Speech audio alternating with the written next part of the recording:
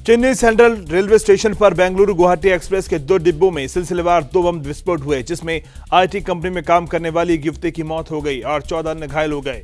विस्फोट कल सुबह 7 बजे के आसपास हुआ। 2 घायलों की स्थिति अभी भी गंभीर बनी हुई है और एक युवती की मौत हो गई।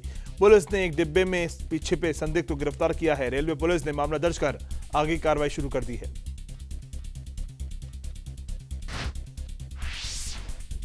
कांग्रेस अध्यक्ष सोनिया गांधी ने भारतीय जनता पार्टी के प्रधानमंत्री पद के उम्मीदवार नरेंद्र मोदी को सत्ता का भूखा करार देते हुए कहा कि इसी शुद्धता के कारण मोदी चुनाव नतीजे आने से पहले ही खुद को प्रधानमंत्री मान बैठे हैं।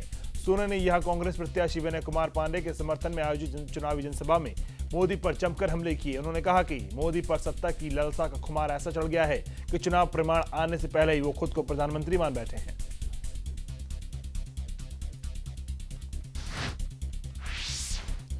चुनाव आयोग पर निशाना साधते हुए सपा नेता आजम खान ने कहा कि खुद की तरह बर्ताव नहीं कर सकता और उन्होंने आयोग को चुनौती दी कि वह उनकी राज्य विधानसभा की सदस्यता समाप्त करके दिखाएं। चुनाव आयोग ने खान के उत्तर प्रदेश में प्रचार करने पर पाबंदी लगा दी है। आजम खान ने कहा कि चुनाव आयोग को ऐसी कार्रवाई करनी चाहिए जो लोकतंत्र के अनुकूल हो और संविधान की भावना के अनुरूप हो।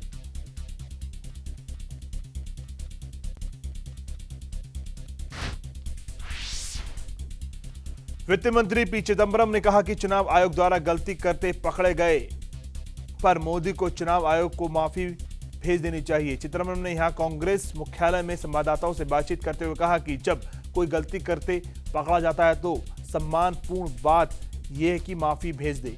मोदी गलती करते पकड़े गए थे। उन्होंने मोदी की इस बात को भी खारिज किया कि गुजरात प्रशासन द्वारा उनके खिलाफ प्राथमिकी दर्ज किए जाने के पीछे राजनीतिक साजिश है।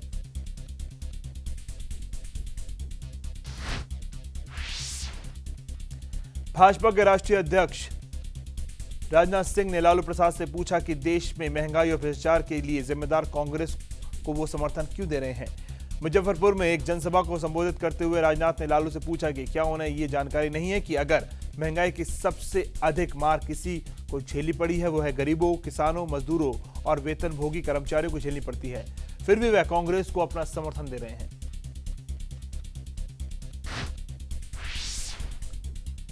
जनता दल ने वाराणसी में आम आदमी पार्टी नेता अरविंद केजरीवाल को भारतीय जनता पार्टी के प्रधानमंत्री पद के उम्मीदवार नरेंद्र मोदी के खिलाफ समर्थन देने की घोषणा की है।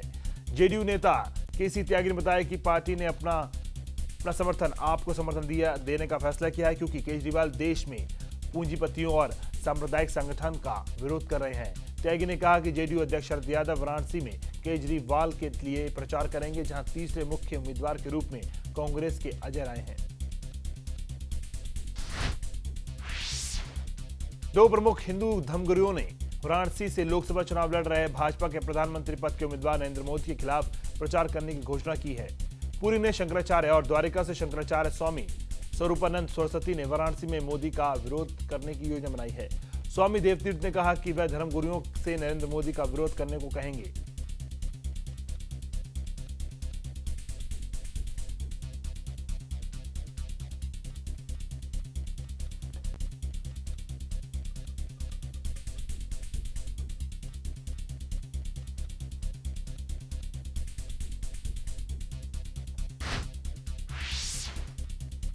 भारत और चीन ने अचानक किसी विषम स्थिति के उत्पन्न होने पर उसके समाधान की खातिर अपने अपने सैन्य के लिए लद्दाख में वास्तविक नियंत्रण रेखा पर आपात बैठक केंद्रों के तौर पर 4 जगहों चुना है।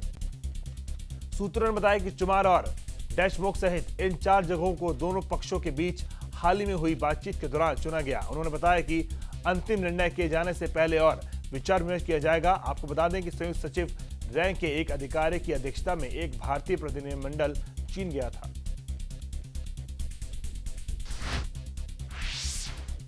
भाजपा के प्रधानमंत्री पद के प्रत्याशी नरेंद्र मोदी के खिलाफ चुनाव कानून का उल्लंघन कर मतदाता केंद्र के बाहर भाषण देने और पार्टी का चुनाव चिन्ह दिखाने के कारण मामला दर्ज होने के बाद गुजरात पुलिस ने प्राथमिक जांच के बाद पाया कि उन्होंने लोगों की भीड़ को 100 मीटर के प्रतिबंध दायरे से बाहर संबोधित किया था। उन्होंने कहा कि हमारी प्राथमिक जांच में खुलासा हुआ है कि अधिकारियों ने मतदान केंद्र के बाहर सफेद पट्टी खींचकर यह सीमा बना रखी थी और संवाददाता सम्मेलन पर उस समय सीमा से बाहर हुआ था।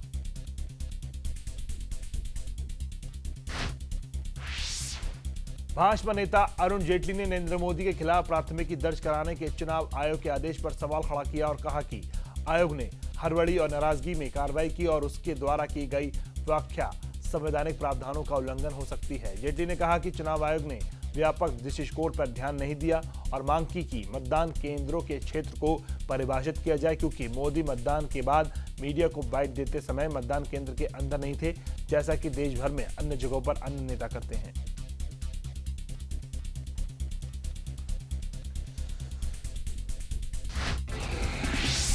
खबरों की दुनिया में आइए, हमारे साथ कहीं भी और कभी भी जुड़िए।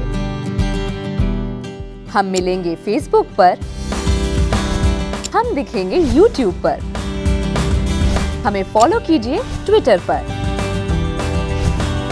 खबरों के साथ बने रहिए रात दिन।